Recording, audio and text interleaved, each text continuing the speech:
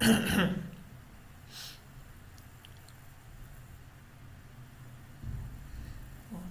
हमारे पास जो चीज़ आती है उसको हम कहते हैं कि स्क्रिप्टिंग लैंग्वेज। अब स्क्रिप्टिंग लैंग्वेज हमारे पास मल्टीपल स्क्रिप्टिंग लैंग्वेज होती है। स्क्रिप्टिंग लैंग्वेज करती क्या है कि हमारे जो भी हमने HTML से स्ट्रक्चर बनाया हुआ है उस स्ट्रक्चर को फंक्शनल बनाने के लिए, मीन्स कि हमने बटन तो लगा दिया है, बटन को डिज़ाइन भी कर दिया, बटन नज़र आ रहा है, लेकिन बटन का फंक्शन क्या होगा, यानी बटन पर क्लिक करेंगे तो कौन सा एक्शन परफॉर्म होगा। फॉर एग्जाम्पल अगर हम देखते हैं कि लॉगिन वाला फॉर्म देखते हैं या रजिस्टर वाला फॉर्म देखते हैं, उसमें क्या होता है हमारे पास इनपुट फील्ड्स होती हैं, फर्स्ट नेम की, लास्ट नेम की, ईमेल, फ़ोन नंबर, इस तरह मल्टीपल फील्ड्स होती हैं। उसके बाद सबमिट का बटन होता है। तो ये हमने क्या किया, HTML का यूज़ किया, उसको ये फील्ड्स बना दी कि ये फील्ड्स होंगी और ये बटन होगा, CSS उसको स्टाइल कर दिया। उसके बाद आती है जावास्क्रिप्ट की बारी, यानी कि हमने उसको क्या है उसको स्क्रिप्ट करना होता है, यानी फंक्शनल बनाना होता है। उसके बाद हमारे पास बनाने के लिए हमारे पास मल्टीपल लैंग्वेजेस होती हैं जिसको हम स्क्रिप्टिंग लैंग्वेजेस कह जाते हैं। उसमें हमारे पास जावास्क्रिप्ट होती है, हमारे पास PHP है, पाइथन है, रूबी है, जावा है, इस तरह स्विफ्ट, गोल है, मल्टीपल लैंग्वेजेस हैं। आप किसी को भी यूज़ करके अपना वो फंक्शन बना सकते हैं। तो हमारा ये कोर्स है मन स्टैक से रिलेटेड। मन स्टैक में जितना भी हम काम सीखेंगे वो सारा जावास्क्रिप्ट के थ्रू होगा, यानी कि हम जावास्क्रिप्ट को as a scripting language use करेंगे। तो जैसे हम क्या करेंगे कि अपना फॉर्म बनाने के बाद जैसे सबमिट का बटन प्रेस होगा तो क्या होगा, हमारा जितना भी डाटा उसमें यूज़र ने एंटर किया होगा फॉर्म के अंदर, हमने उसको कलेक्ट करना है जावास्क्रिप्ट के थ्रू। कलेक्ट करने के बाद उसको बैकएंड बाद में कनेक्ट करेंगे, फिर डेटाबेस में सेव करवाएंगे, जो भी सारा काम करना होगा वो हम फर्दर नोट करेंगे। एक मिनट,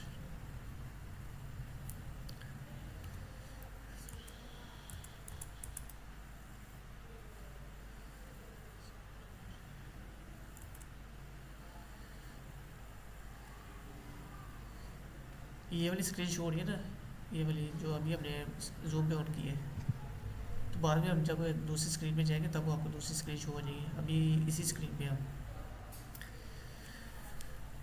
तो फिर हमने क्या करना होता है, अपनी जो ना लैंग्वेज को यूज़ करके उसको फंक्शन बनाएंगे।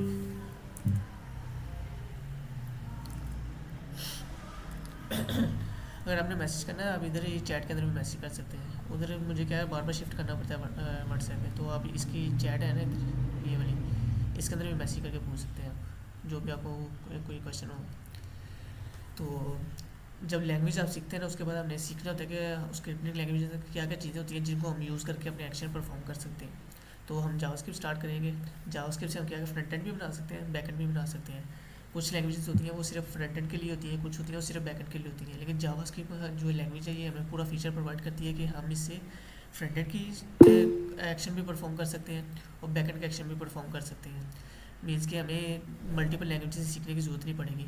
अब जैसे कि हम अगर PHP के केस में PHP की लैंग्वेज है उसके केस में उसमें क्या होता है, हमें फ्रंट एंड जावास्क्रिप्ट में करना पड़ता है, बैक एंड हमें PHP में करना पड़ेगा। हमें दो लैंग्वेजेस सीखनी पड़ेगी, फ्रंट एंड के लिए लेता है, बैक एंड के लिए लेता है। उसके बाद डेटाबेस होता है, डेटाबेस के लिए हमें थर्ड लैंग्वेज सीखनी पड़ेगी PHP के केस में। तो क्या होता है मल्टीपल लैंग्वेज सीखना ना मुश्किल हो जाता है थोड़ा सा।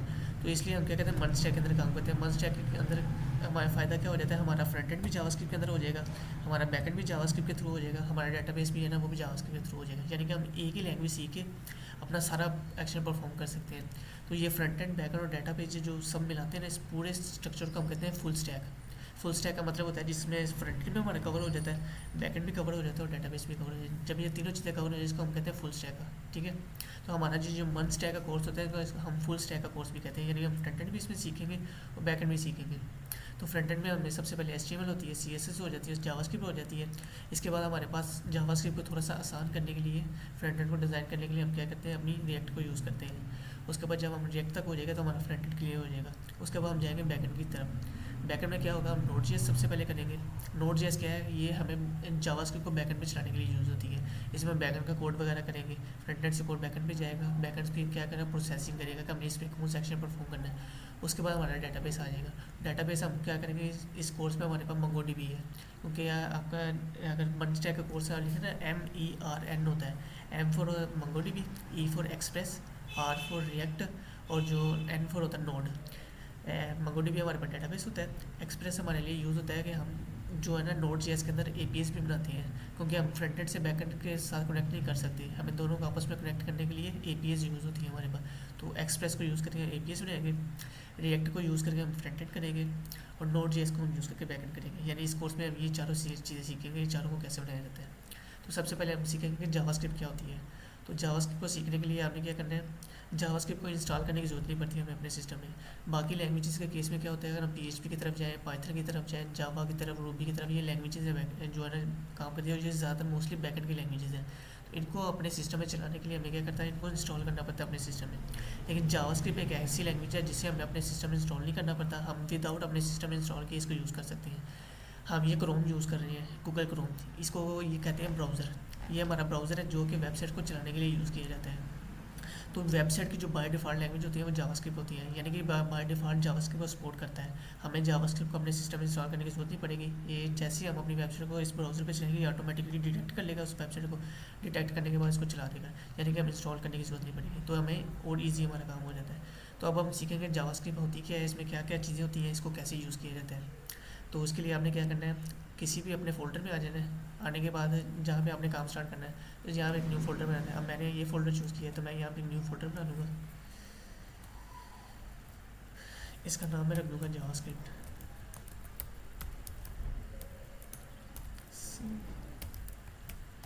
ठीक है, इसको आपने ओपन करना है। अब HTML के केस में हम क्या कहते हैं, जब भी कोई फाइल बनाते थे हम लिखते थे, फॉर एग्जांपल अगर हमने इंडेक्स की फाइल बनाई है तो हम क्या कहते हैं, index.html लिखते थे उसके आगे। अबाउट की फाइल बनाई थी, about.html लिखते थे। इसी तरह CSS के केस में जाते थे हम क्या कहते थे, style.css लिखते थे, यानी कि हर फाइल के बाद उसकी एक्सटेंशन लिखते थे कि बताने के लिए कि कौन सी लैंग्वेज यूज़ करें। इसी तरीके से जब हम जावास्क्रिप्ट के अंदर काम करेंगे तो जो भी हम फाइल बनाएंगे उसकी हम एक्सटेंशन रखेंगे .js, यानी JS, जावास्क्रिप्ट को शॉर्ट फॉर्म में JS कहते हैं। तो हमने अपनी फाइल की एक्सटेंशन रखनी है JS। तो हमने क्या करना है, सबसे पहले एक न्यू फाइल बना लेनी है। यहाँ पे मैं क्या करता हूँ, यहाँ पे न्यू एक टेक्स्ट फाइल बना लेनी है। ठीक है, मैं इसका नाम चेंज कर दूँगा फुल index.ht क्योंकि हम जावास्क्रिप्ट में काम है तो हमने index.js रखनी है। जैसे मैं एंटर प्रेस करूँगा तो ये पूछेगा सेव करना है, मैं यस करूँगा। तो इससे क्या होगा, हमारी जावास्क्रिप्ट में फाइल क्रिएट हो जाएगी। अब यहाँ पे मैं क्लिक करता हूँ तो जावास्क्रिप्ट फाइल का आप इससे भी आइडेंटिफाई कर सकते हैं। पहले तो उसकी एक्सटेंशन JS होगी, और दूसरी आप देख रहे हैं ये फाइल एक बनी है तो फाइल के ऊपर भी लिखा आगे JS। इसका मतलब ये हमारी जावास्क्रिप्ट की फाइल है। ठीक है, अब आपने अपना कोड एडिटर नोट करना है जिसके अंदर हमने काम करना है, यानी कि जिसके अंदर कोडिंग करनी है। जो सबसे ज़्यादा कोड एडिटर यूज़ होता है वो VS कोड होता है, यानी कि विजुअल स्टूडियो कोड। तो मेरे पास वो ऑलरेडी इंस्टॉल है, तो मैं इसको ओपन करूँगा। ओपन हो गया। यहाँ पे हमने फाइल्स के अंदर क्लिक करना है। क्लिक करने के बाद यहाँ पे ओपन फोल्डर पे क्लिक करेंगे। इसमें आपने उस फोल्डर को चूज़ करना जो आपने अभी बनाया है।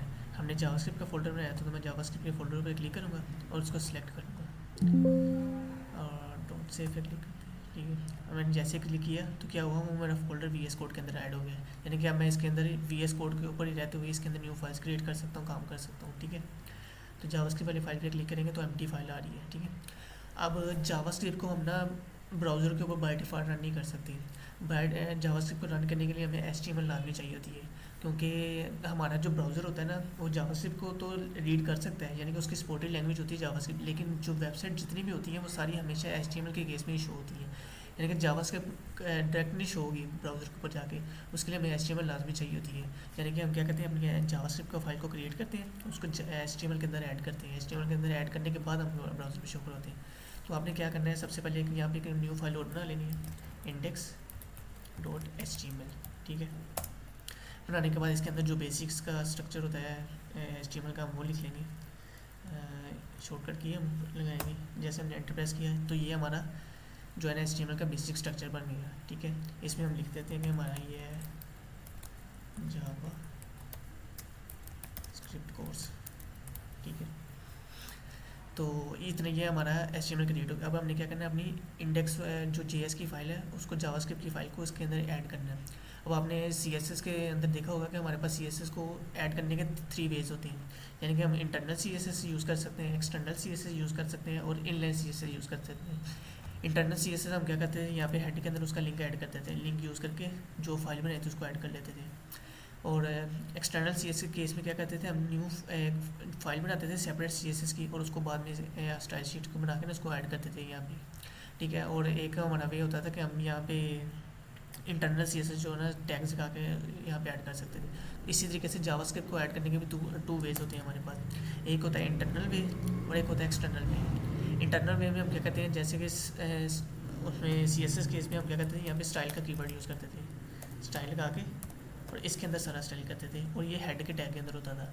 तो इसी तरीके से जावास्क्रिप्ट के केस में हमने क्या करना है, बॉडी वाला जो टैग है ना, इसको यूज़ करना है। बॉडी वाला टैग यूज़ करके यहाँ पे हमारा एक टैग होगा स्क्रिप्ट का, ये वाला। तो ये हमारा था स्क्रिप्ट का टैग।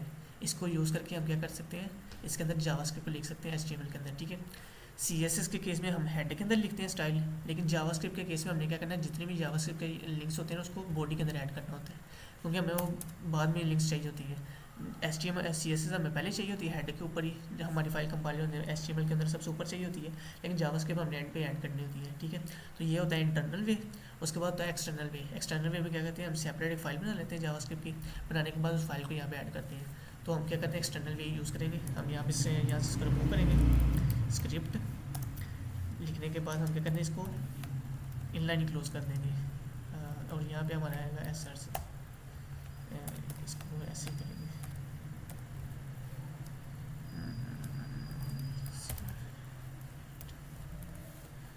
ठीक है। और SRC के अंदर हमने उस फाइल का, जैसे हम इमेज यूज़ करते थे, इमेज में हमारे पास क्या होता था, SRC होता था, यानी कि सोर्स होता था, हमने कौन सा सोर्स ऐड करना है। तो इसी तरीके से हमने क्या करना है, स्क्रिप्ट के अंदर उस जावास्क्रिप्ट वाली फाइल का जो लिंक ऐड करना है। तो हमारी जावास्क्रिप्ट की फाइल HTML के बिल्कुल साथ ही पड़ी हुई है, तो आपने यहाँ पे क्या करना है, अपनी उस फाइल का नेम लिख देना है। हमारे पास फाइल का नेम है index.js, मैंने लिख दिया और इसको सेव कर दिया, ठीक है। और यहाँ पे हम क्या कहते हैं, H1 लगा देते हैं, ताकि थोड़ा सा हमें डिज़ाइन अच्छा बने।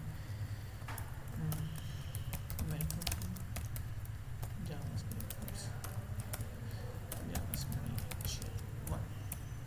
ठीक है।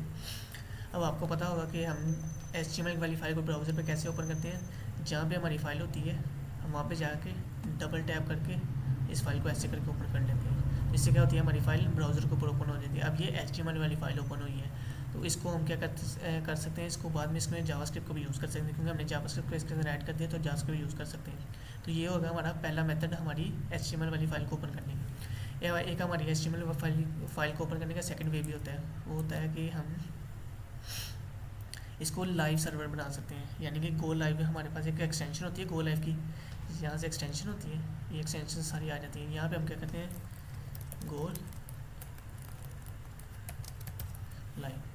अब जैसे प्रेस करेंगे तो हमारे पास गो लाइव में लाइव सर्वर है, एक्सटेंशन का नेम है लाइव सर्वर।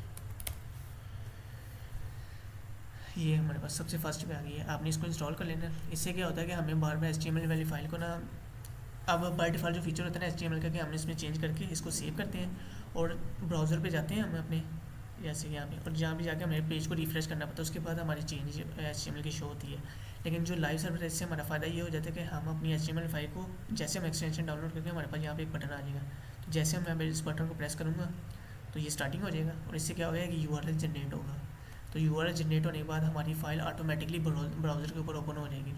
अब इससे फ़ायदा क्या हुआ, इससे फ़ायदा होगा कि हम जब भी HTML वाली फाइल के अंदर या जावास्क्रिप्ट वाली फाइल के अंदर कुछ भी चेंज करेंगे ना, तो हमें बार बार पेज को रिफ्रेश नहीं करना पड़ेगा, ऑटोमेटिकली हमारा पेज रिफ्रेश हो जाएगा। तो हमें बार बार आके पेज को रिफ्रेश करने की जरूरत नहीं पड़ती, हमारा काम फास्ट हो जाता है थोड़ा सा। तो ये मेथड ज़्यादा अच्छा है, तो आपने इसी मेथड को यूज़ करना है, ठीक है। तो ये हो गया हमारा HTML, हमने जावास्क्रिप्ट की फाइल भी क्रिएट कर ली और जावास्क्रिप्ट को इंक्लूड भी कर दिया इसके अंदर, ठीक है।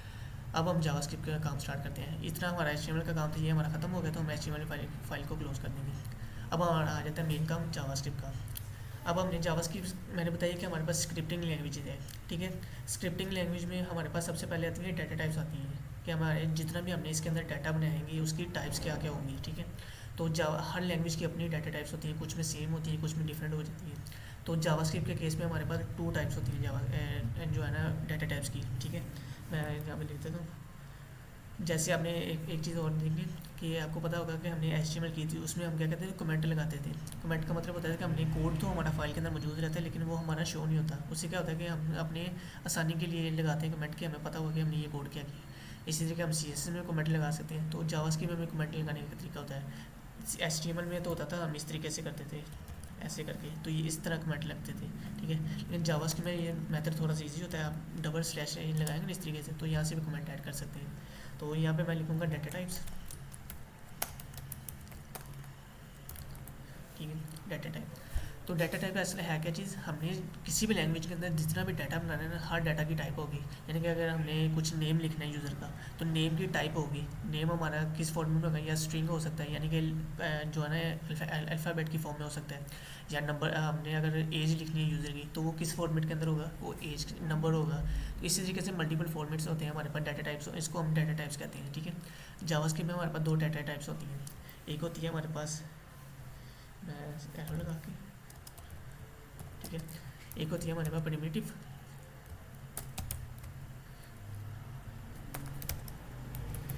प्रिमिटिव्स होती है हमारे पास, और सेकंड हमारे पास होती है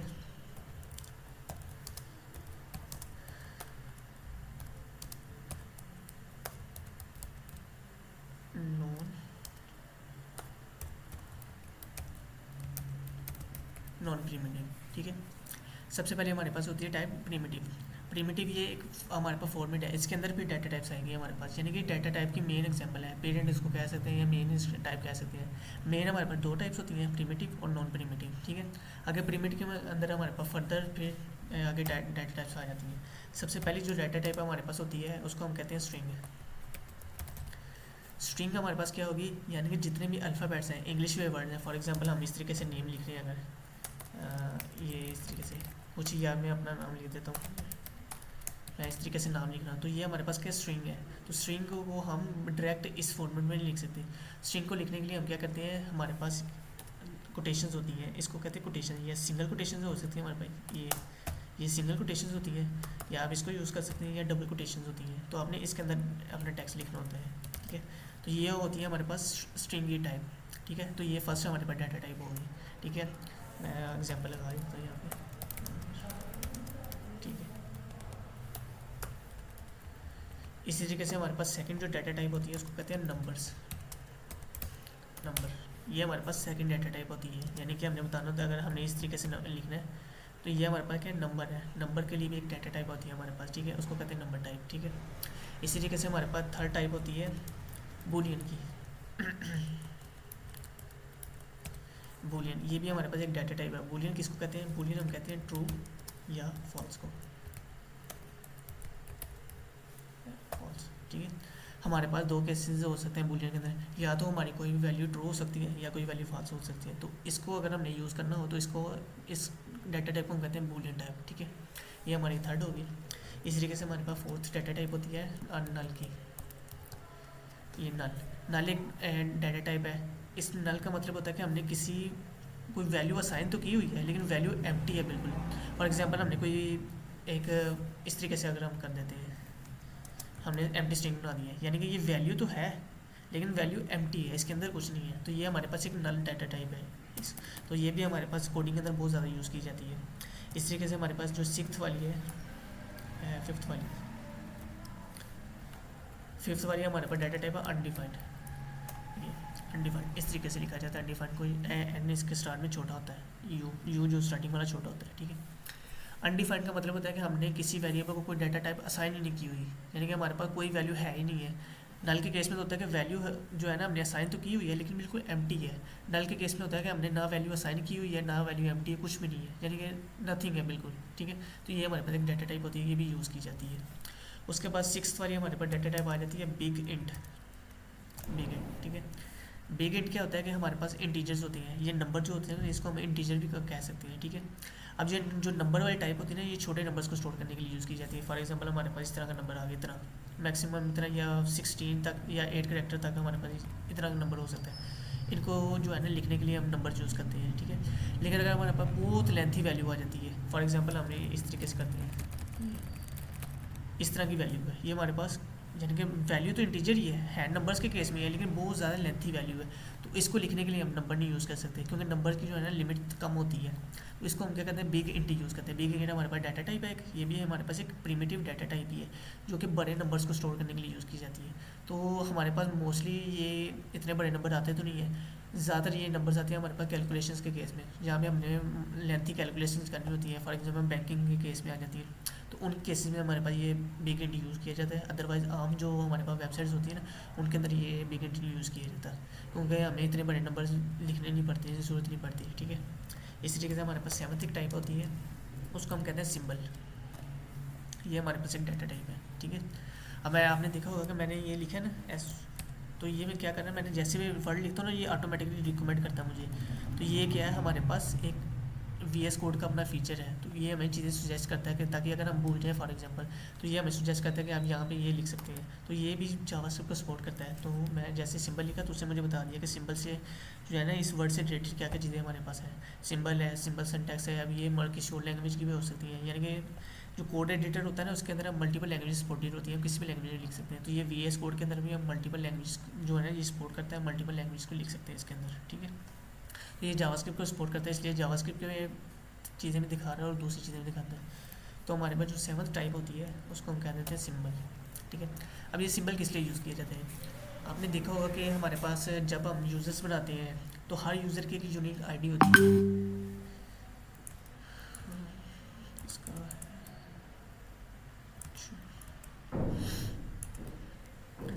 तो हर यूज़र की ना एक यूनिक आईडी होती है।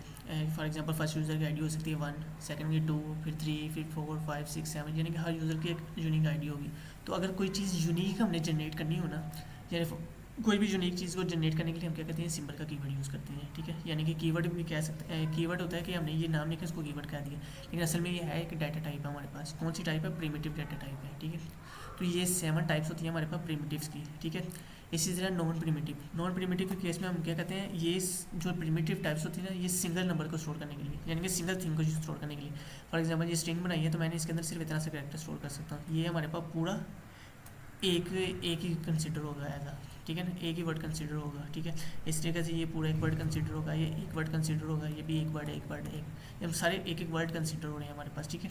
तो एक वर्ड को हमारे पास स्टोर करने के लिए हम क्या कहते हैं, प्रिमिटिव डाटा टाइप्स यूज़ करते हैं। लेकिन अगर हम चाहते हैं कि हम मल्टीपल चीज़ों को स्टोर करें, यानी कि एक ही एलिमेंट के अंदर रहते हुए हम मल्टीपल चीज़ों को स्टोर कर लें, मल्टीपल चीज़ों को स्टोर करने के लिए हम क्या कहते हैं, non primitive data types use करते हैं। तो नॉन प्रिमिटिव डाटा टाइप्स के केस में हमारे पास 3 टाइप्स होती हैं इसके अंदर, ठीक है।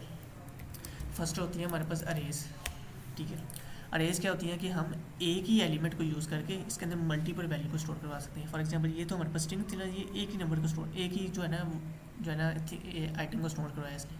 लेकिन अरे के केस में हम क्या कहते हैं, मल्टीपल आइटम्स को स्टोर करवा सकते हैं। इसी तरीके से हमारे पास सेकंड होती है ऑब्जेक्ट्स।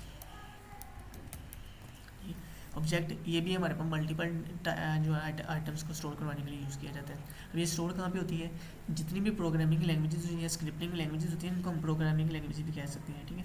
ये स्क्रिप्टिंग लैंग्वेज या प्रोग्रामिंग लैंग्वेज होती हैं, ये हमारी मेमोरी के ऊपर डिपेंड करती हैं। यानी कि हम यहाँ पे कोड लिख रहे हैं ना, तो ये सारा कोड हमारी जो रैम है और हार्ड डिस्क इसके अंदर जाकर स्टोर हो रहा है। तो हम क्या कहते हैं, जब ये इसके अंदर वैल्यू को असाइन की है ना, तो ये हमारी मेमोरी कंज्यूम हुई है, यानी कि डाटा हमारे पास मेमोरी के अंदर स्टोर होता है। इसलिए हम प्रोग्रामिंग लैंग्वेज या स्क्रिप्टिंग लैंग्वेज सीखते क्यों है कि हमारे कंप्यूटर से कोऑर्डिनेट करने के लिए, ये हमारे कंप्यूटर से जो है ना इंटरेक्ट करने के लिए यूज़ किया जाता है। फॉर एग्जांपल अगर हम किसी दूसरे सिटी में जाते हैं या कंट्री में जाते हैं तो हमें क्या करते हैं, उनकी ज़ुबान थोड़ी बहुत सीखनी पड़ती है कि हम उनके साथ कैसे बातचीत कर सकते हैं, कैसे कोऑर्डिनेट कर सकते हैं।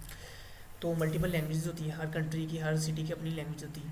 इसी तरीके से हमारे पास जो कंप्यूटर है ना इसकी भी मल्टीपल लैंग्वेजेस हैं। कंप्यूटर से बात करने के लिए हमें क्या करना होता है, लैंग्वेज सीखनी पड़ती है। तो हम क्या कर रहे हैं, जावास्क्रिप्ट सीख रहे हैं। हम जावास्क्रिप्ट के थ्रू कंप्यूटर से बात करेंगे कि हमने कंप्यूटर को कमांड देंगे कि ये काम करो, जावास्क्रिप्ट तुम कमांड देंगे तो काम करेंगे। अब हमने इसको कमांड दी है कि मेरे पास ना ये एक नंबर है, नेम है और इसकी टाइप का स्ट्रिंग है। तो हमने ये कंप्यूटर को कमांड दी है, ये कंप्यूटर क्या करेगा, अपने मेमोरी के अंदर इस नेम से हमारे पास एक ब्लॉक्स टाइप कर देगा। हमारे पास क्या होता है, मेमोरी के अंदर ना ब्लॉक्स होते हैं। हम क्या कहते हैं, अगर हमने एक वर्ड लिखा ना तो हमारे पास एक ब्लॉक हमारा मेमोरी का कंज्यूम हो गया। फॉर एग्जांपल हमारी मेमोरी है सिर्फ 1 MB की है, वैसे मोस्टली 1 MB की होती थी, हमारे पास जीबीज़ के अंदर मेमोरीज होती हैं। तो हमें मेमोरी के अंदर मल्टीपल ब्लॉक्स बन जाएंगे। तो मैं अगर 1000 इस तरह के वर्ड लिख दूँगा तो मेमोरी के अंदर 1000 जो है ना ब्लॉक्स बन जाएंगे, हर ब्लॉक एक ही वैल्यू के लिए यूज़ हो जाएगा, ठीक है। इस तरह क्या होते हैं कि हम जितनी ज़्यादा इस तरह प्रोग्रामिंग लैंग्वेज के अंदर नंबर या नंबर बूलियन या डाटा टाइप्स या स्ट्रिंग्स लिखते रहेंगे ना तो हमारी मेमोरी कंज्यूम होती रहेगी। तो ये क्या कहते हैं, हमारे कंप्यूटर से कोऑर्डिनेट करने के लिए यूज़ किए जाते हैं सारी ये जितनी भी लैंग्वेजेस होती हैं हमारे पास, ठीक है। नेक्स्ट चलते हैं, नॉन प्रिमिटिव के अंदर हमारे पास होगी अरे होगी, ऑब्जेक्ट हो गया, और थर्ड हमारे पास एक टाइप होती है फंक्शंस की, ठीक है। फंक्शन सिंपल है। अब ये फंक्शन वाली टाइप किस लिए यूज़ होती है, ये हमें कोई एक्शन परफॉर्म करने के लिए। अभी ये हम जब फर्दर चलेंगे तो हमें डिटेल में ये सारी चीज़ें, ये हमारे पास ये तीनों, ये पूरा एक टॉपिक है हमारे पास। अरे भी एक टॉपिक है, ऑब्जेक्ट भी टॉपिक है, फंक्शन भी एक टॉपिक है हमारे पास। तो हम इसको आगे जाके डिटेल में हर टॉपिक को ना, इन तीनों टॉपिक्स को डिटेल में देखेंगे, हम इनको कैसे बना सकते हैं, कैसे यूज़ कर सकते हैं। तो अभी हम क्या करेंगे, इन चीज़ों को सीखेंगे कि जो सिंगल वाले काम किस तरह करने हैं, मल्टीपल वाले काम बाद में सीखेंगे प्रॉपर एक लेक्चर, एक लेक्चर के अंदर, ठीक है। तो ये हो गया हमारी डाटा टाइप्स। तो किसी भी लैंग्वेज के अंदर जब भी आप जाएंगे ना, तो हमारे पास डाटा टाइप्स लाजमी होंगी, हम डाटा टाइप्स को यूज़ करके ही काम कर सकते हैं। अब ज़रूरी नहीं कि हर लैंग्वेज के अंदर से यही हो सकता है किसी और लैंग्वेज के अंदर हमारे पास न्यू टाइप हो। फॉर एग्जांपल हमारे पास एक लैंग्वेज होती है एसक्यूएल, वो क्या होता है, डाटाबेस से कोऑर्डिनेट करने के लिए यूज़ की जाती है। उसके अंदर एक डाटा टाइप हमारे पास होती है वेर चेयर की, वेर चेयर या वेर, वो किस लिए यूज़ होती है कि वो एक ही हम टाइप को यूज़ करके हम उसमें नंबर भी स्टोर करवा सकते हैं और स्ट्रिंग भी स्टोर करवा सकते हैं। अभी तो हमने क्या कहते हैं, स्ट्रिंग के लिए एक सेपरेट बनाया था, नंबर के लिए एक सेपरेट बनाया था, दोनों सेपरेट सेपरेट बनी थी। लेकिन जो होता है ना वो वेर चेयर, उसके केस में क्या होता है, हम एक ही जो है ना कीवर्ड को यूज़ करके इसके अंदर दोनों वैल्यू सेव करवा सकते हैं, नंबर भी स्टोर करवा सकते हैं और स्ट्रिंग भी स्टोर करवा सकते हैं। तो हर लैंग्वेज इस तरह डिफरेंट टाइप्स होती हैं, वो उनको यूज़ करके अपने डाटा को स्टोर करवा सकती हैं। तो जावास्क्रिप्ट में जो टाइप्स होती हैं वो ये होती हैं, ठीक है। तो ये हो गई हमारी डाटा टाइप्स। सेकंड जो हमारे पास मेन फीचर होता है ना हर प्रोग्रामिंग लैंग्वेज का, उसको हम कहते हैं वेरिएबल्स। अब वेरिएबल्स क्या होते हैं, वेरिएबल्स हमारे पास यूज़ होती हैं वैल्यू को स्टोर करने के लिए। अब मैंने बताया ना कि जैसे हम मेमोरी के अंदर जैसे हम प्रोग्रामिंग लैंग्वेज लिखते हैं तो क्या होती है, हमारी मेमोरी कंज्यूम होती है, और मेमोरी के अंदर क्या होते हैं, ब्लॉक्स बनते हैं। तो वो ब्लॉक्स कैसे बनाने हैं हमने, ब्लॉक्स यानी कि वैल्यू मेमोरी के अंदर कैसे जाएगी, कैसे जाके स्टोर होगी, कैसे ब्लॉक्स बनेंगे, उसके लिए हम क्या कहते हैं, वेरिएबल यूज़ करते हैं। हर प्रोग्रामिंग या स्क्रिप्टिंग लैंग्वेज जो भी है इसके अंदर वेरिएबल लाजमी होती है, ठीक है। लेकिन उनको तो लिखने का तरीका, जैसे कि डाटा टाइप डिफरेंट हो सकती है, इस तरीके वेरिएबल को लिखने का तरीका डिफरेंट हो सकता है, लेकिन वेरिएबल लाजमी एग्जिस्ट करती हैं। तो हमने क्या करना है, ये जितनी भी वैल्यूज हमने लिखनी है ना, ये इनको हम वेरिएबल के थ्रू ही यूज़ कर सकते हैं। हम क्या करते हैं, सबसे पहले वेरिएबल क्रिएट करते हैं, उसके अंदर ये वैल्यू असाइन करते हैं।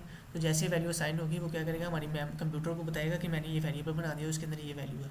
वो क्या करेगा, कंप्यूटर के अंदर जाके हमारी मेमोरी में जाएगा, मेमोरी में जाकर ब्लॉक क्रिएट करेगा, उस ब्लॉक का नेम रखेगा हमारे वेरिएबल के नेम के ऊपर।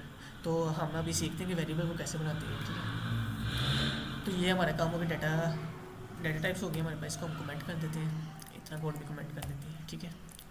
तो ये इतना कोड हो गया हमारे पास। सेकेंड अब हम करेंगे वेरिएबल्स, ठीक है। मैं इसको थोड़ा सा डिज़ाइन कर देता हूँ इस तरीके से, मैं ऐसे लिख देता हूँ।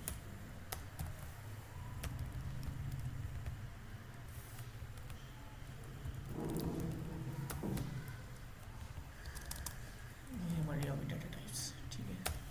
इस तरीके से मैं इसको कॉपी करता हूँ, यहाँ पे आके फिक्स कर देता हूँ। अब थर्ड हमारे पास आएगा वेरिएबल्स।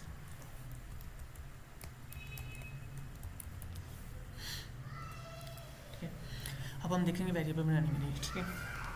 वेरिएबल बनाने के लिए सबसे पहले हमने क्या करना होता है, वेरिएबल का नेम लिखना होता है। मैंने बताया कि हमारे पास मेमोरी में ब्लॉक क्रिएट होगा तो उस ब्लॉक का नेम होगा, क्योंकि हम अगर ब्लॉक तो क्रिएट कर दिया हमने, उसके अंदर वैल्यू भी स्टोर कर दी, उस ब्लॉक को अगर नेम नहीं देंगे तो कल को कोई दूसरा यूज़र आता है या कंप्यूटर को खुद ही नहीं पता चलेगा कि मैंने अब हम वैल्यू एक दफ़ा स्टोर कर दी, दूसरी दफ़ा हमें अगर वैल्यू चाहिए, हमने वैल्यू रीड करनी है, तो कंप्यूटर को कैसे पता चलेगा मैंने किस ब्लॉक के अंदर कौन सी वैल्यू सेव करवाई है, या किसी दूसरी यूज़र को कैसे पता चलेगा किसने किस ब्लॉक में कौन सी वैल्यू सेव करवाई है। इसलिए हम क्या कहते हैं, हर ब्लॉक की नेम देते हैं, यानी कि जब भी मेमोरी के अंदर ब्लॉक क्रिएट होगा उसके अंदर वैल्यू स्टोर होगी, तो वैल्यू स्टोर होने के बाद उस ब्लॉक का एक नेम असाइन होगा, तो वो नेम असाइन करने के लिए हम क्या कहते हैं, वेरिएबल यूज़ करेंगे।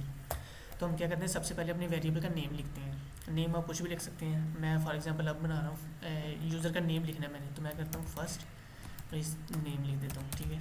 ठीक है, ये हमारे पास क्या होगा, एक वेरिएबल बन गया, इसका नेम हो गया।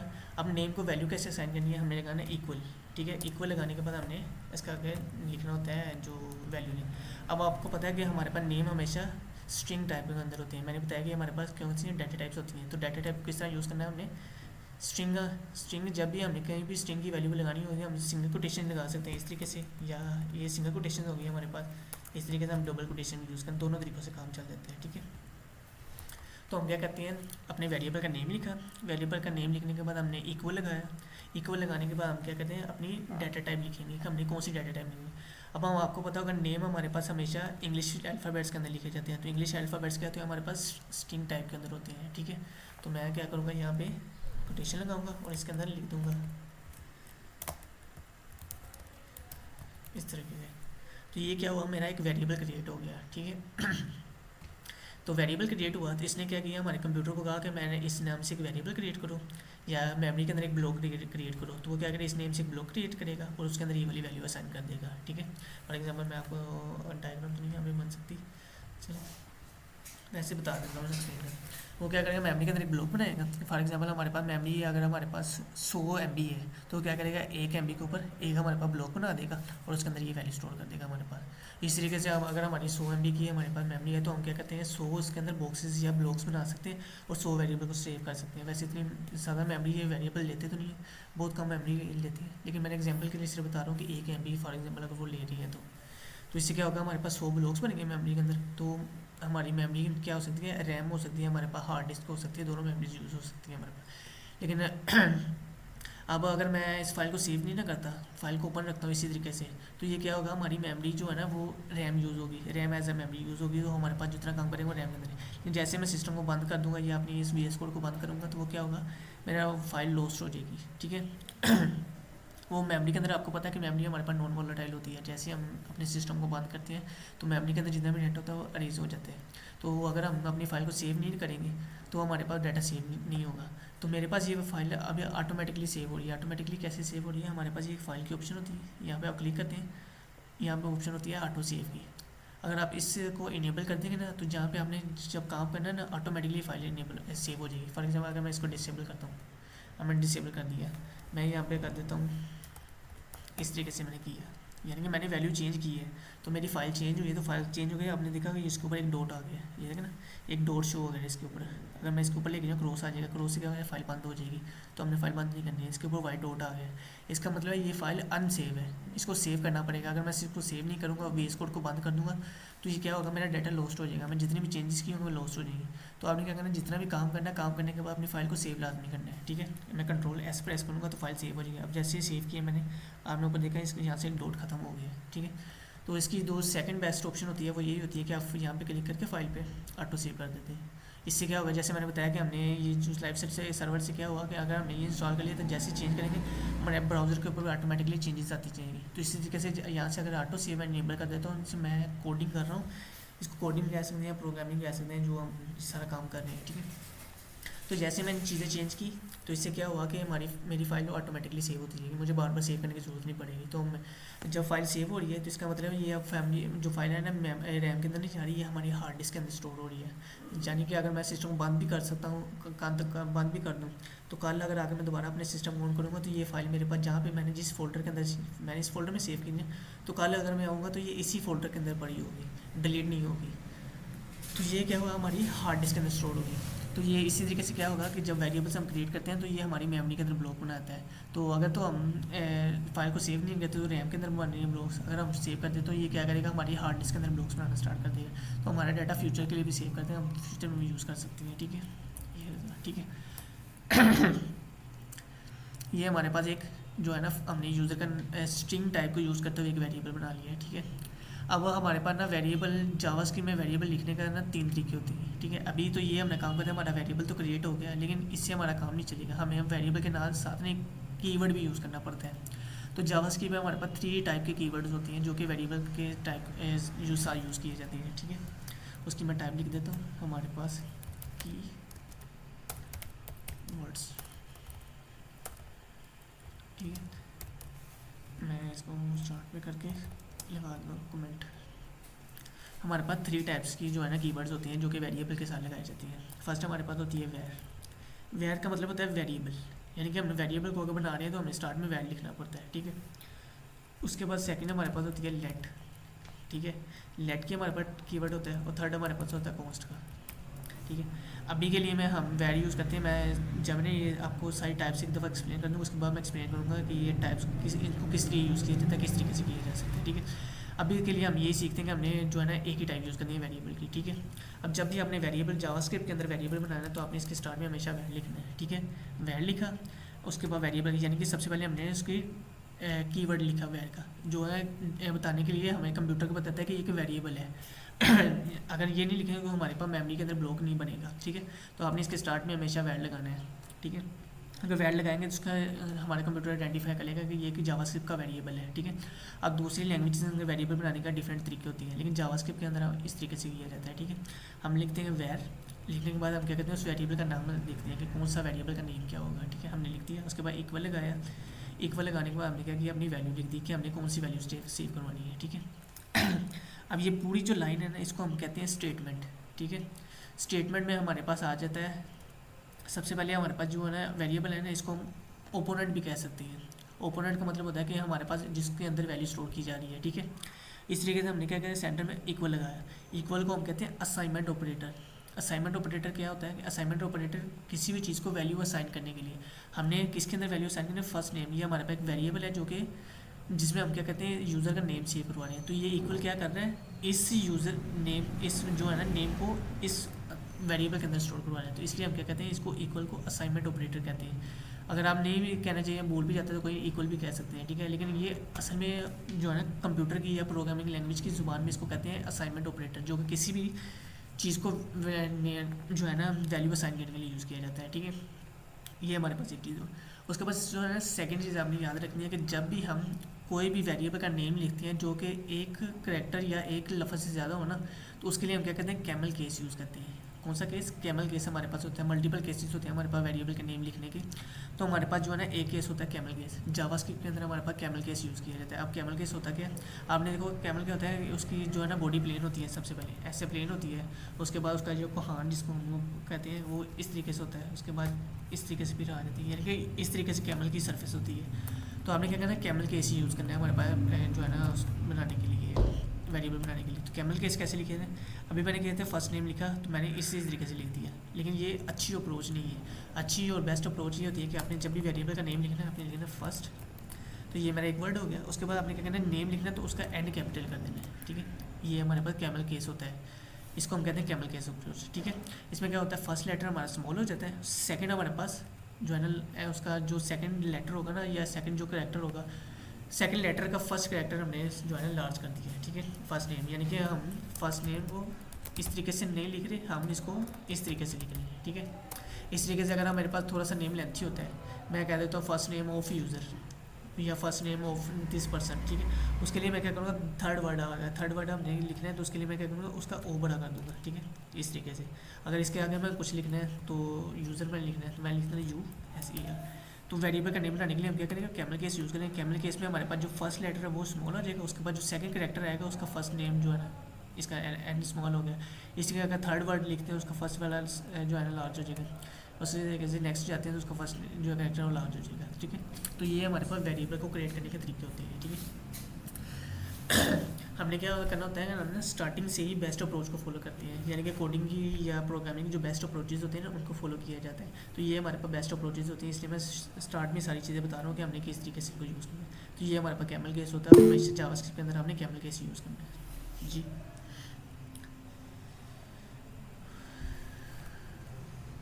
जी पूछें।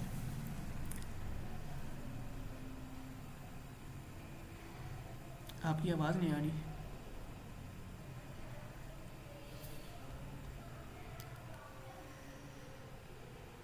अगर कोई क्वेश्चन है तो इधर मैसेज करके पूछ लें।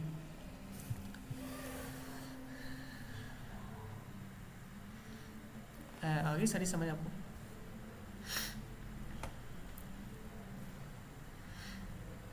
चलें ठीक है, अब नेक्स्ट चलते हैं हम।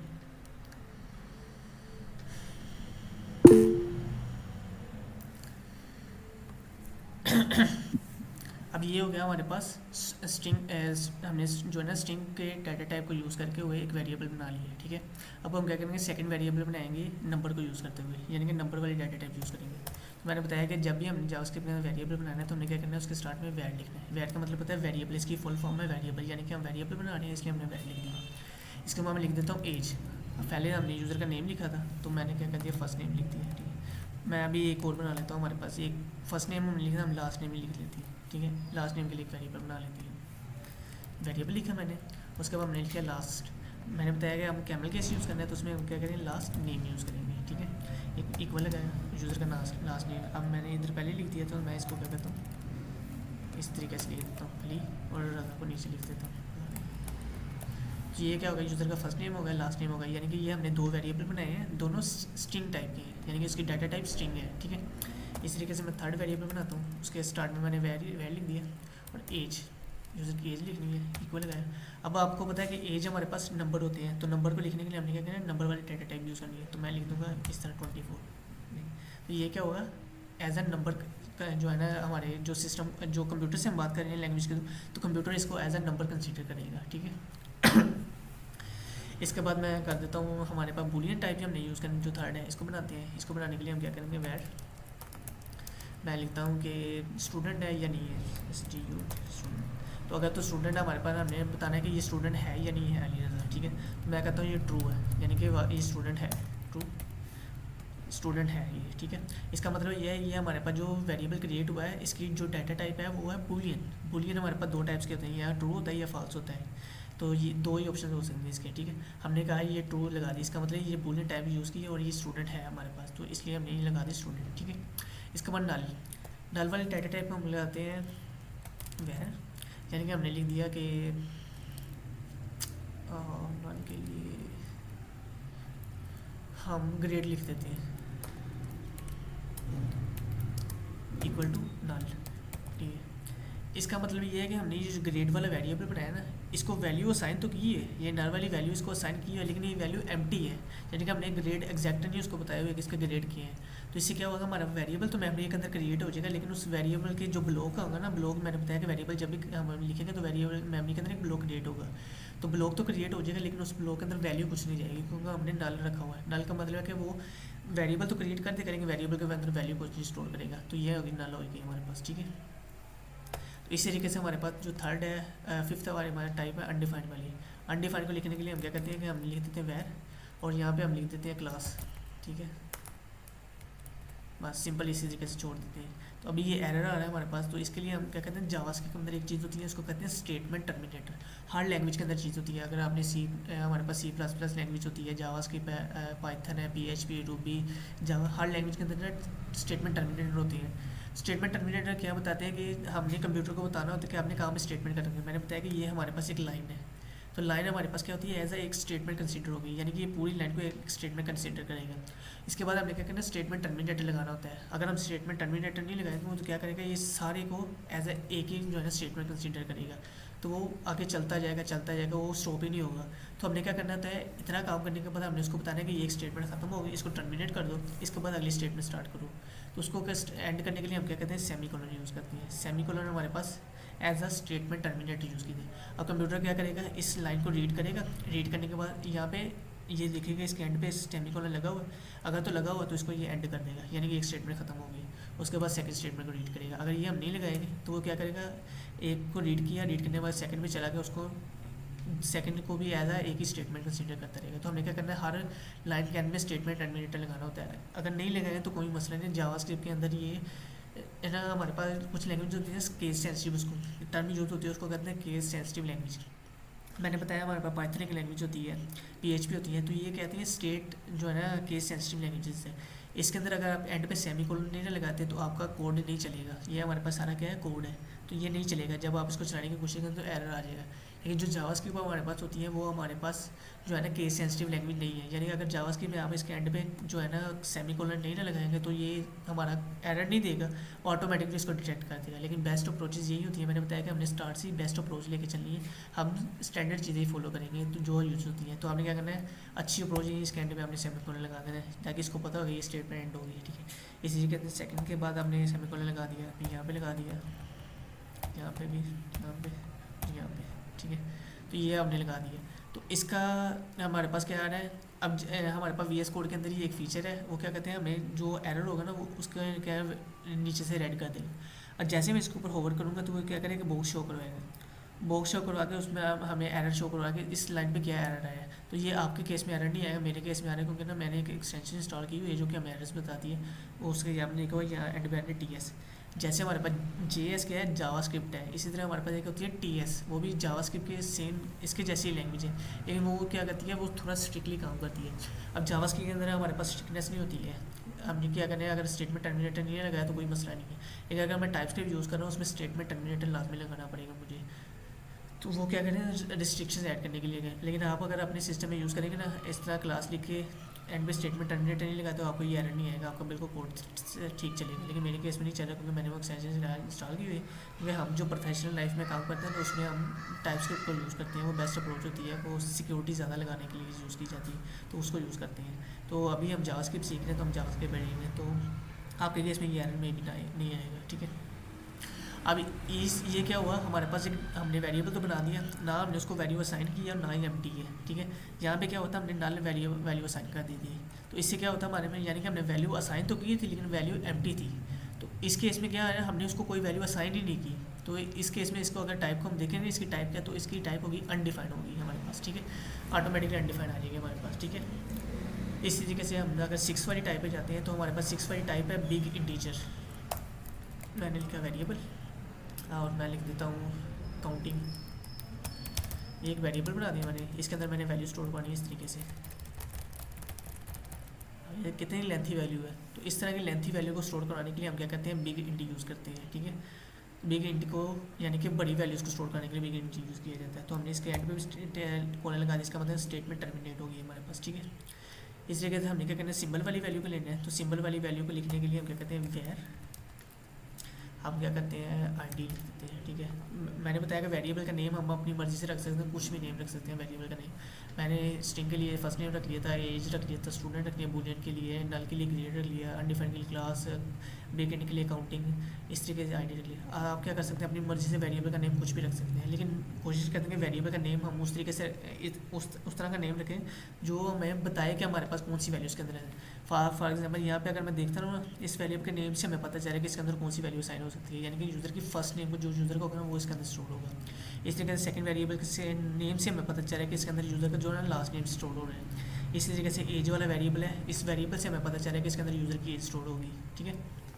तो इसलिए हम क्या करते हैं, जब भी वेरिएबल बनाते हैं तो वेरिएबल का नेम जो है ना इस तरह सेंसिबल रखते हैं ताकि पता होगा उस वेरिएबल के अंदर कौन सी वैल्यू स्टोर हो रही है। तो मैंने ID स्टोर करनी थी, मैं क्या करता हूँ इक्वल लगा के, यहाँ पे हमारे पास सिंबल के लिए सिंबल वाला फंक्शन यूज़ होगा। अब मैंने बताया कि हमारे पास नॉन प्रिमिटिव टाइप्स होती है, ठीक है।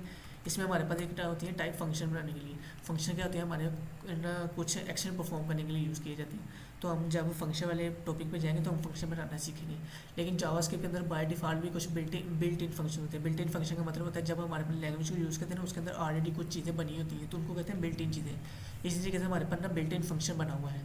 तो हमने क्या करना है, ये जो सिंबल वाला है ना एक फंक्शन बाय डिफ़ॉल्ट बना हुआ है तो आपने इसको यूज़ करना है सिंबल, और इसको इक्वल लगा के इसके अंदर हमने लगाना होता है कि हमने कौन सी वैल्यू को जीनी।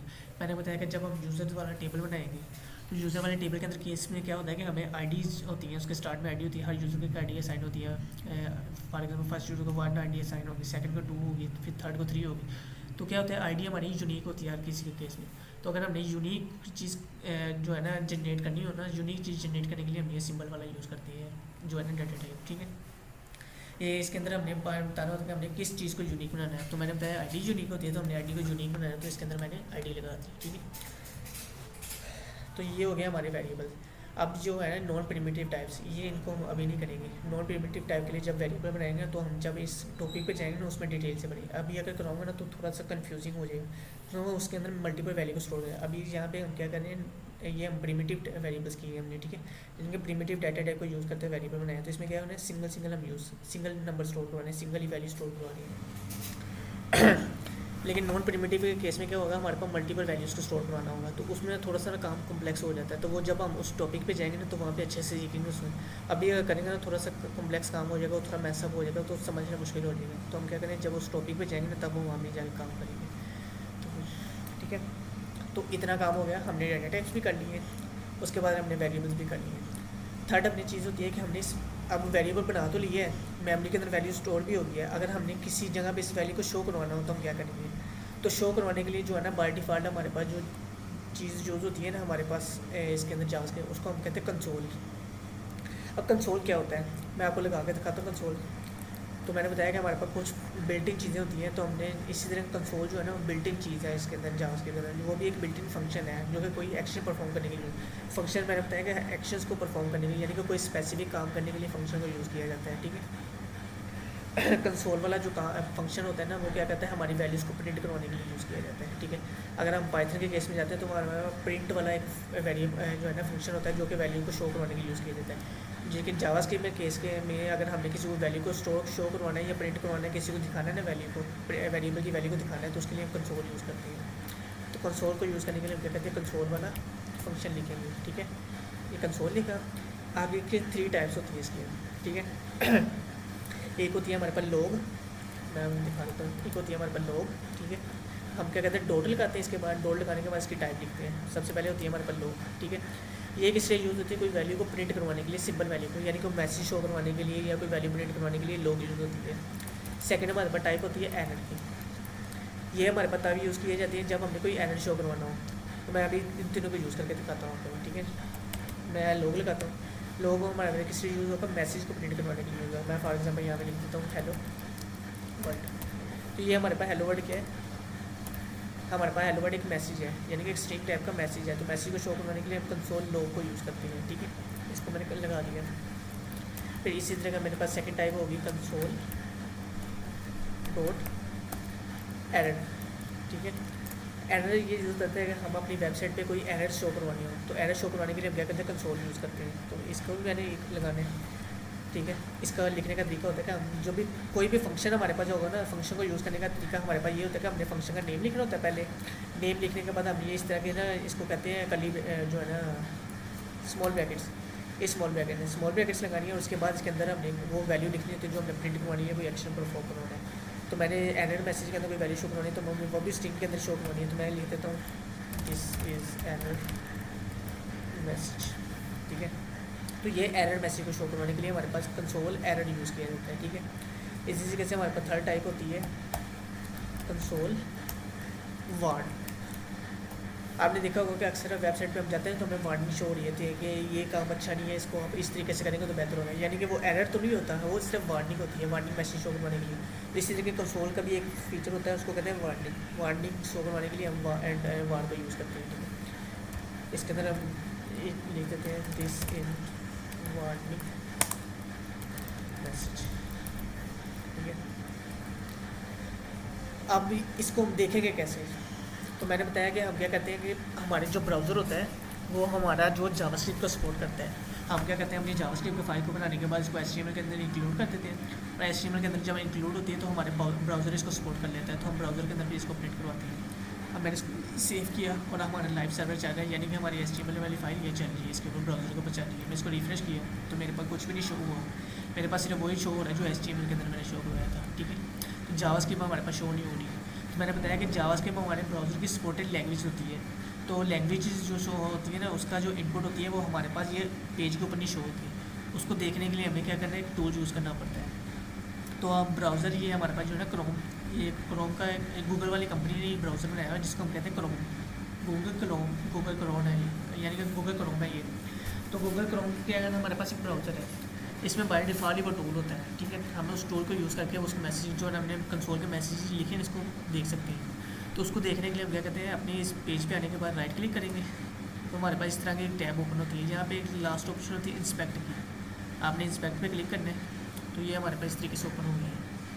इसका व्यू हम चेंज भी कर सकते हैं। हम यहाँ पे डॉट पे क्लिक करेंगे और यहाँ पे इसका व्यू चेंज है, तो मैं यहाँ पे जैसे क्लिक करूँगा तो क्या होगा, नीचे आ जाएगा, ठीक है। अब इस जो विंडो ओपन हुई है ना, इस टूल को हम कहते हैं डेवलपर टूल। इस टूल का नाम है डेवलपर टूल, ठीक है। इसमें हमारे पास अब मल्टीपल चीज़ें होती हैं। सबसे पहले होती है एलिमेंट्स। एलिमेंट्स हमारे पास यूज़ होती हैं जो एचटीएमएल की जो स्ट्रक्चर होते हैं ना, एचटीएमएल के टैग्स, एचटीएमएल के एट्रीब्यूट्स, उनको देखने के लिए, ठीक है। ये हमारे पास यूज़ होती है। और इसी साइड में हमारे पास होती है स्टाइल्स की, जो कि हमारी सीएसएस को देखने के लिए यूज़ किए जाती है, ठीक है। ये सीएसएस का टैग है, ये हमारे पास एचटीएमएल का टैग है। इसी तरीके से जावास्क्रिप्ट को देखने के लिए हमारे पास जावास्क्रिप्ट का टैग होता है जिसको हम कहते हैं कंसोल। तो मैंने बताया कि हम कंसोल के अंदर मैसेज प्रिंट करते हैं। तो यहाँ पे देखेंगे डेवलपर टूल के ऊपर बाय डिफ़ॉल्ट एक ऑप्शन वाली कंसोल की, तो इसके ऊपर जैसे मैं क्लिक करूँगा इसको ओपन करेंगे हम और इसको मैं क्या करूँगा, रिफ्रेश करूँगा। अनएक्सपेक्टेड टू ओपन, इसके अंदर एक एरर आ रहा है, मैं बताऊँ।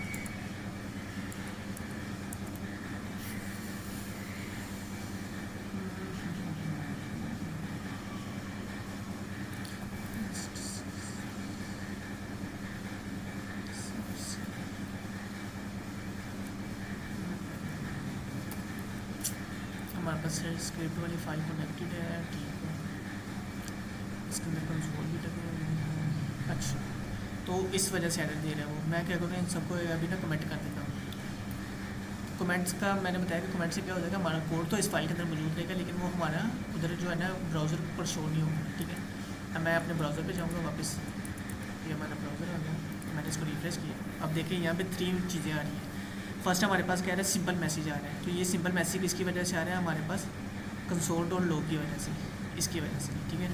ये क्या होता है, हमारे पास सिंपल मैसेज को शो करवाने के लिए यूज़ होता है, ठीक है। सिंपल मैसेज हमारे पास इस तरीके से शो होगा। सेकंड हमने क्या कंसोल एरर लगाया है, तो कंसोल एरर के अंदर जो भी मैसेज हमने लिखा होगा ना, वो हमारे पास इस तरीके से होगा, उसका बैकग्राउंड रेड हो जाएगा। इसके बाद क्रॉस का बटन आ जाएगा, वो जो मैसेज हमने लिखा होगा वो मैसेज आ जाएगा हमारे पास, ठीक है। और थर्ड हमने क्या किया, कंसोल वार्न यूज़ किया। वार्न का मतलब हमारे पास वार्निंग के लिए, यानी कि कोई भी वार्निंग शो करनी हो तो वार्निंग मैसेज को शो करने के लिए हम वार्निंग को यूज़ करते हैं, ठीक है। तो उसके लिए क्या होगा कि इस तरीके उसका बैकग्राउंड हमारे पास थोड़ा सा जो है ना येलो टाइप हो जाएगा, टेक्स्ट कलर भी चेंज हो जाएगा, उसके साथ इस तरह का बटन आ जाएगा। तो ये हमारे पास क्या होता है, कंसोल के मैसेज शो करते हैं। हम जावास्क्रिप्ट के अंदर जितनी भी टेस्टिंग करते हैं सारी कंसोल के ऊपर करते हैं, कंसोल के ऊपर सारे मैसेजेस को प्रिंट करवाने के लिए यूज़ करते हैं, ठीक है। तो ये हमारे पास कंसोल भी हो गया। उसके बाद थर्ड चीज़ होती है कि हमने जो है ना अब ये वेरिएबल्स बना ली हैं। अब वेरिएबल की वैल्यू को रीड करना है या वेरिएबल की टाइप को देखना है, उसकी टाइप कैसी है। यानी कि आगे हमें तो पता है कि हमने ये नंबर वाली जो है ना स्ट्रिंग की टाइप है, यहाँ पे नंबर की टाइप है, लेकिन अगर हमने इसको प्रिंट करवाना होगा इसकी टाइप कौन सी है, तो उसको प्रिंट करवाने के लिए हम क्या करेंगे, कंसोल को यूज़ करेंगे और इसकी टाइप को देखेंगे, ठीक है। अब हमने क्या करना है, कंसोल डॉट लॉग, मैंने बताया कि हमने क्या करना है, जो सिंपल मैसेज शो करवाने के लिए हम कंसोल लॉग को यूज़ करते हैं। तो मैंने कंसोल लॉग लगाया और मैं इसको अब करता हूँ अनकमेंट करता हूँ, ठीक है। मैं इसको सबको कर देता हूँ। ये आई थिंक इसलिए आ रहा है, इसके साथ अनडिफाइंड हमें लिखना पड़ेगा क्लास। अच्छा चल ठीक है, समझ आ गई, ठीक है। मैंने बताया कि हमारे पास कुछ चीज़ें होती हैं बिल्ट इन, यानी कि वो लैंग्वेज के अंदर बिल्ट इन चीज़ें मौजूद होती हैं। तो बिल्ट इन चीज़ें जो मौजूद होती है ना, हम अपने नेम्स को उन नेम्स के ऊपर नहीं रख सकते। फॉर एग्जांपल ये हमारे पास सिंबल है ना, तो ये जावास्क्रिप्ट के अंदर बिल्ट इन है, यानी कि हम अगर कोई भी वेरिएबल बनाएंगे सिंबल नेम से वेरिएबल नहीं बना सकते। इसी तरह अगर हमने कोई भी वेरिएबल न्यू बनाना होगा तो हम कंसोल के नेम से वेरिएबल नहीं बना सकते, क्योंकि ये ऑलरेडी जावास्क्रिप्ट के अंदर एग्जिस्ट करता है। तो इसी तरीके ये जो क्लास वाला वेरिएबल है ये भी ऑलरेडी जावास्क्रिप्ट के अंदर एग्जिस्ट करता है, हम क्लास के नेम से वेरिएबल नहीं बना सकते। तो मैं इसको चेंज करके रख दूँगा सेक्शन, ये सेक्शन।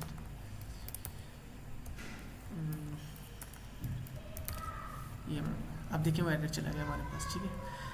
तो मैंने जैसे बताया ना बिल्ट इन चीज़ें होती हैं, तो बिल्ट इन चीज़ें जो भी होंगी, जब बिल्ट इन फंक्शंस होंगे, वेरिएबल्स होंगे, तो हम उस नेम के ऊपर अपने वेरिएबल का नेम नहीं रख सकते। तो इसलिए मैंने क्लास का लिखा था, तो क्लास वाला जो वेरिएबल होता है ना वो बाय डिफ़ॉल्ट जावास्क्रिप्ट के अंदर एग्जिस्ट करता है, तो हम उस नेम के ऊपर वेरिएबल नहीं बना सकते, तो इसलिए वो एरर आ रहा था। तो अब मैंने इसको सेक्शन चेंज किया तो हमारा एरर रिजॉल्व हो गया, ठीक है। अब मैं देखूंगा कि मेरे पास इस वेरिएबल की टाइप क्या है, इसकी टाइप क्या है, इन सबकी टाइप मैं देखना चाह रहा हूँ और इनका मैसेज को प्रिंट करवाना चाहिए। नहीं, टाइप सिर्फ देखना है, मैसेज को हमने प्रिंट नहीं, क्योंकि हमें पता है कि इसकी वैल्यू क्या लिखी हुई है। जब इसको कंसोल कराएंगे इसकी वैल्यू यही है, ये हमारे पास। तो मैं सिर्फ देखता हूँ इसकी टाइप कौन सी है। तो टाइप को देखने के लिए हमारे पास जावास्क्रिप्ट के अंदर एक फंक्शन ऑलरेडी एग्जिस्ट करता है, जैसे कंसोल का एग्जिस्ट करता है, सिंबल का एग्जिस्ट करता है ना, इसी तरीके से हमारे पास एक और वेरिएबल जो है ना फंक्शन एग्जिस्ट करता है जो कि टाइप बताता है वेरिएबल की, ठीक है। उसको हम कहते हैं टाइप, इसके अंदर हमने कंसोल पे लिखना है टाइप ऑफ, ठीक है। टाइप ऑफ ये क्या करता है, किसी भी वेरिएबल की टाइप बताने के लिए यूज़ किया जाता है। इसके आगे हमने लिखना होता है कि उस वेरिएबल का नेम लिखना है जिसके हम टाइप देखना चाह रहे हैं। तो मैं फर्स्ट नेम की टाइप लिखना चाह रहा हूँ, तो मैं फर्स्ट नेम लिखा और इसको ऐड कर दिया। अब मैं जैसे कंसोल पे जाऊँगा ना, तो ये देखिए यहाँ पे स्ट्रिंग शो हो गया। अब मैंने ये ऑटोमेटिकली चेंजेस क्यों शो हो रही है, हमने अपना क्योंकि लाइव सर्वर ऑन किया हुआ है, इसलिए ऑटोमेटिकली चेंजेस शो कर रहे हैं। तो हमने यहाँ पे स्ट्रिंग ही रखी थी, तो उसने हमें बता दिया कि इस वेरिएबल का जो टाइप है ना, डाटा टाइप है वो स्ट्रिंग है, ठीक है। तो यहाँ पे उसने स्ट्रिंग प्रिंट कर दिया। इस तरीके से मैं लास्ट नेम भी देखना चाह रहा हूँ, console dot log type of last name मैं लिखा, उसने उसकी बता दी, टाइप बता दी। अब मैं इसके आगे एक कॉलन जो है ना सेमी कॉलन लिखा रहा है, यहाँ पे लगा हुआ है, तो मैं यहाँ पे लिखा था बार, क्योंकि मैंने बताया कि जावास्क्रिप्ट हमारे पास केस सेंसिटिव लैंग्वेज नहीं है, यानी कि इसमें अगर हम सेमी कॉलन को मिस कर भी देते हैं तो हमारे पास कोई इशू नहीं आएगा, लेकिन बेस्ट अप्रोच यही होती है कि हम सेमी कॉलन लगाएं। चलो हम लगा देते हैं, ठीक है। अब थर्ड वेरिएबल की मैं डाटा टाइप देखना चाहता हूँ, मैं कंसोल डॉट लॉग वेरिएबल का नेम, पहले टाइप ऑफ वाला वेरिएबल यूज़ करेंगे, टाइप ऑफ।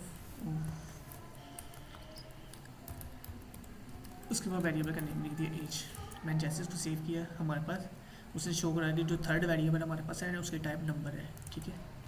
इसी तरीके से अब मैं इसका सेमीकोलन लगाया। नेक्स्ट हमने सारे एक दफ़ा लिख दें, उसके बाद कंसोल कर लेंगे। Console dot log type of, इसके आगे आ गया स्टूडेंट, ये आ गया।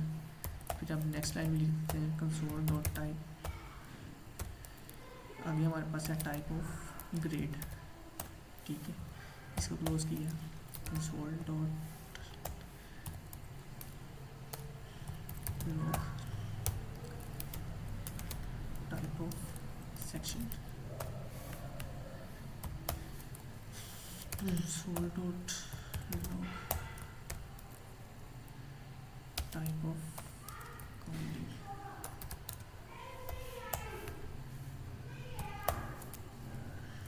Console dot log type of पेटी, ठीक है। हमने ये सारे वेरिएबल जितने भी बनाए थे ना, सारे वेरिएबल्स के नेम लिखे। आगे इसकी अब देखेंगे इसकी टाइप क्या है, ठीक है। मैंने आगे रिफ्रेश किया। अब जैसे रिफ्रेश किया उसने सबसे पहले हमने बता दिया जो फर्स्ट वाला हमारे पास क्या है, स्ट्रिंग है, ठीक है। सेकंड वाला भी हमारे पास स्ट्रिंग है। थर्ड वाला हमारे पास क्या है, हमारे पास थर्ड वाला नंबर है, उसने बता दिया नंबर है। फोर्थ वाला हमारे पास क्या है, बूलियन है, उसने बता दिया ये बूलियन है। उसके बाद फिफ्थ वाला हमारे पास क्या था, ग्रेड, ग्रेड। अच्छा, आपने एक चीज़ याद रखनी है कि जब भी हम नल टाइप यूज़ करते हैं ना, तो ये बाय डिफ़ॉल्ट इसकी अगर टाइप हम देखें ना, तो बाय डिफ़ॉल्ट ये ऑब्जेक्ट रिटर्न करता है। मैंने बताया ये नॉन प्रिमिटिव टाइप, इसके अंदर हमारे पास एक टाइप होती है ऑब्जेक्ट की। तो जब भी हम नल लिखते हैं ना, तो नल के केस में ये बाय डिफ़ॉल्ट हमें नल नहीं रिटर्न करेगा, ये इसकी जो टाइप देखेंगे ना, इसकी टाइप ऑब्जेक्ट रिटर्न करेगा। ये आप देखें इसने क्या किया, ऑब्जेक्ट रिटर्न की है, ठीक है। इसी तरीके से हमने नेक्स्ट वाला सेक्शन देखा, तो इसके केस में हमने कुछ भी वैल्यू नहीं साइन की थी, तो उसने बता दिया इसकी वैल्यू हो गया अनडिफाइंड है, ठीक है। तो अब इसके केस में हमने देखा है ना, तो इसकी वैल्यू भी उसने क्या बताया, नंबर बताई है। तो नंबर ही बताया, इसने बताई है। लेकिन मैंने बताया क्या है, हम बिग इंट भी यूज़ करते हैं। तो ये अभी हमारे पास छोटा नंबर हो सकता है, इसकी टाइप जो है ना लिमिट ज़्यादा हो। जब इसकी लिमिट ख़त्म हो जाएगी, एंड हो जाएगी, तब इसको बिग इंटीजर में ऑटोमेटिकली इसका कन्वर्ट कर देगा। जब काफ़ी लेंथी नंबर हो जाएगा, तो फिर इसको ये इसकी जो है टाइप ऑफ हमारे पास जो है ना बिग इंट शो करवाएगा। लेकिन अभी हमारे पास नंबर शो कर रहा है, इसका मतलब इसकी लिमिट ज़्यादा है, यानी कि इससे ज़्यादा भी नंबर आ सकते हैं। इसको कॉपी करके देखते हैं कि चेंज होता है क्या। मैं इतना नंबर लेंथी नंबर ले देता हूँ, अब देखते हैं। तो अभी वो नंबर बता रहे हैं, मे भी इसको चेंज करना पड़े हमें। लेकिन मैंने बताया कि ये हमारे पास जो है ना ज़्यादा यूज़ नहीं होता, तो इसलिए हम क्या करते हैं, इसको भी के लिए रहने देते हैं स्मॉल ही।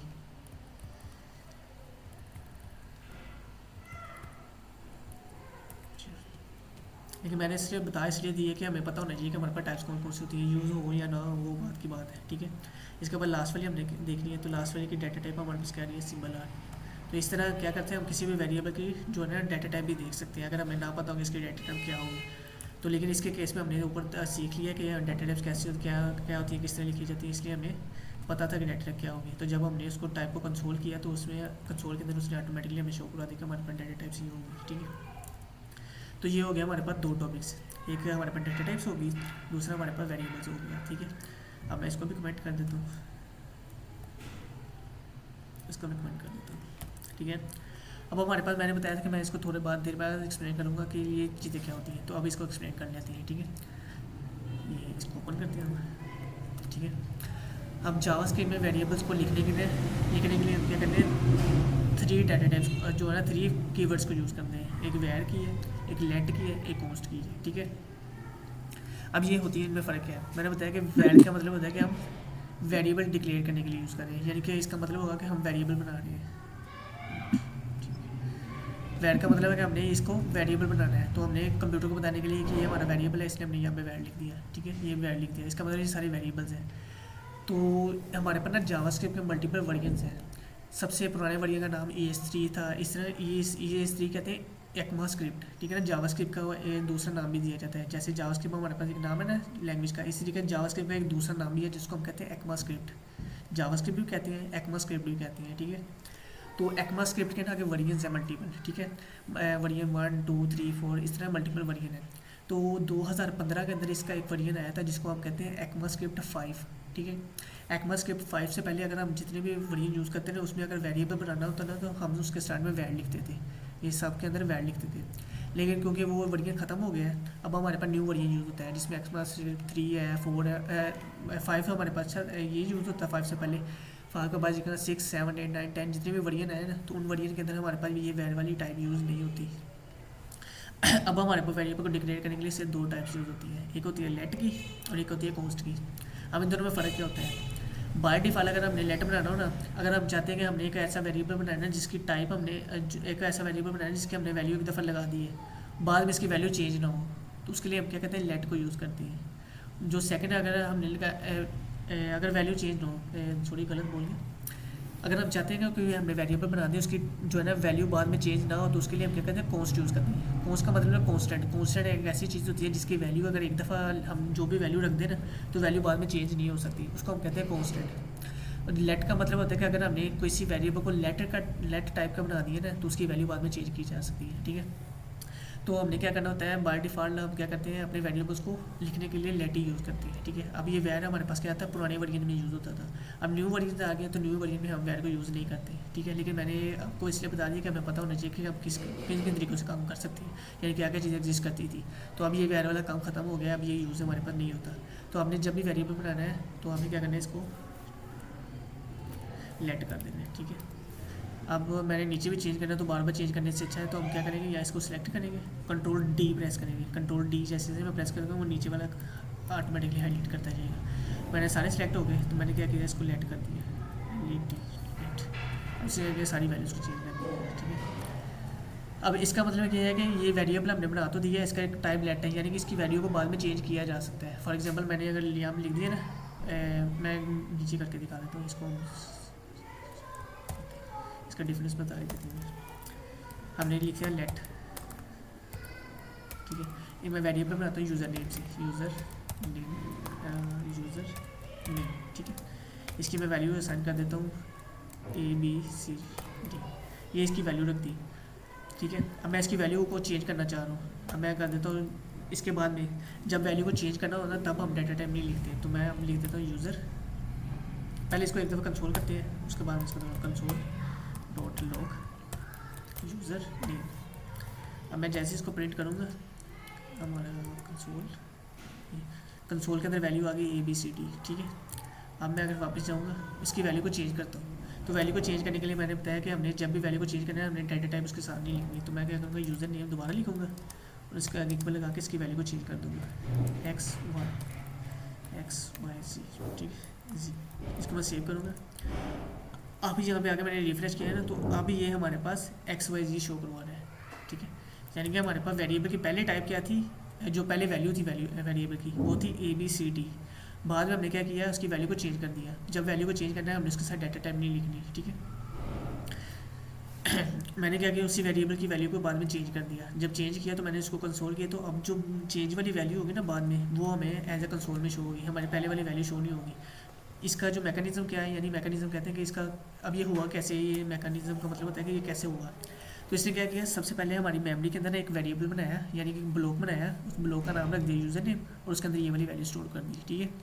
अब जैसे ही मैंने वेरिएबल के अंदर न्यू वैल्यू असाइन किया ना, तो इसने क्या किया, उसी ब्लॉक को उठाया, उस ब्लॉक के अंदर नेम तो उसका सेम ही रखा, लेकिन उसके अंदर जो वैल्यू थी ना, वैल्यू को ख़त्म करके उसके अंदर न्यू वैल्यू को स्टोर कर दिया। यानी कि पहले उस ब्लॉक के अंदर हमारे पास ABCD स्टोर था, उसने क्या किया, मेमोरी के अंदर गया, उसी इस यूज़र नेम से वाले ब्लॉक को ढूंढा। ब्लॉक को ढूंढने के बाद उसके अंदर जो वैल्यू थी ना ABCD में, उसको रिमूव करके XYZ उसके अंदर लगती है। तो जब मैंने उसको कंसोल किया, तो कंसोल में क्या है, ये कंसोल क्या करता है कि ये हमारी मेमोरी में जाके इस नेम से जो भी ब्लॉक होता है ना, उसकी वैल्यू को उठा के लाता है और हमें शो करवाता है कि इसके अंदर वैल्यू का स्टोर है, ठीक है।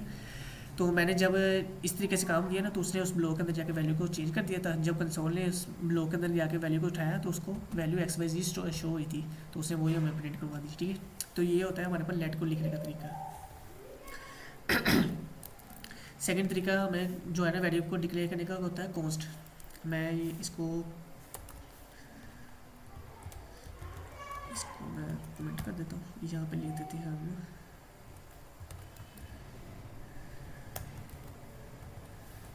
लेट वेरिएबल,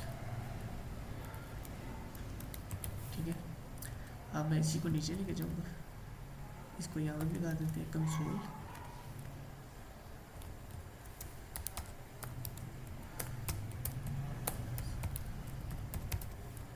ये हमारे पास कंसोल कंसोल करके लिखते हैं। लोग हमने इसका एक फर्दर फीचर कंसोल लिख दिया।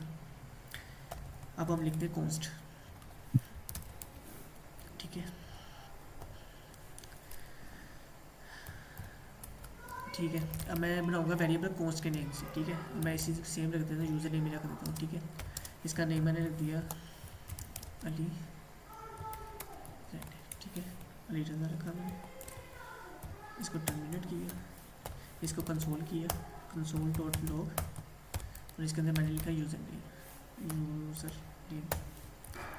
अब मैं इसको प्रिंट कराऊंगा तो मेरे पास सेम वही चीज़ होगी, यानी कि जो पहले काम हो रहा है लेट के थ्रू हो रहा है वही काम हुआ। लेकिन इसमें फ़र्क क्या है, अब अगर मैं इसकी वैल्यू को चेंज करने की कोशिश करूँगा ना, यूज़र नेम, इसकी वैल्यू को चेंज करता हूँ, इस तरीके से करता हूँ। अब अगर इसमें रिफ्रेश करूँगा तो ये हमें एक एरर दे देगा। कंसोल के अंदर उसने एरर दिया कि uncaught error type assignment to constant variable, यानी कि हमें बता रहे हैं कि हमने जो वेरिएबल बनाया था ना उसकी टाइप कांस्टेंट थी, तो उसके अंदर आप वैल्यू असाइन करने की कोशिश कर रहे हैं तो उसको वैल्यू को असाइन नहीं किया जा सकता, तो इसलिए उसने एरर दे दिया। लेट के केस में क्या होता है कि हम उस वेरिएबल के अंदर जो है ना पहले से वेरिएबल बना है उसकी वैल्यू को चेंज कर सकते हैं, लेकिन कांस्टेंट के केस में हम उस वैल्यू जो पहले से वेरिएबल बना हुआ है ना उसकी वैल्यू को चेंज नहीं कर सकते। तो ये हमारे पास दो डाटा टाइप्स होगी, लेट और कॉन्स्ट की। यानी कि अगर हमने कोई वेरिएबल ऐसा बनाना जिसकी वैल्यू हमने पता हो कि हमने बाद में उसकी वैल्यू को चेंज करना है तो उसके लिए हम लेट यूज़ करेंगे। लेकिन अगर कोई ऐसा वेरिएबल हमने बनाया है जिसको हमें पता हो कि इसकी वैल्यू को हमने बाद में जाकर चेंज नहीं करना, तो उसके लिए हम कॉन्स्ट यूज़ करेंगे। तो ये हमारे पास दो मेथड्स होते हैं, लेट और कॉन्स्ट की, ठीक है। मेरे ख्याल में आज के लिए इतना इनफ है।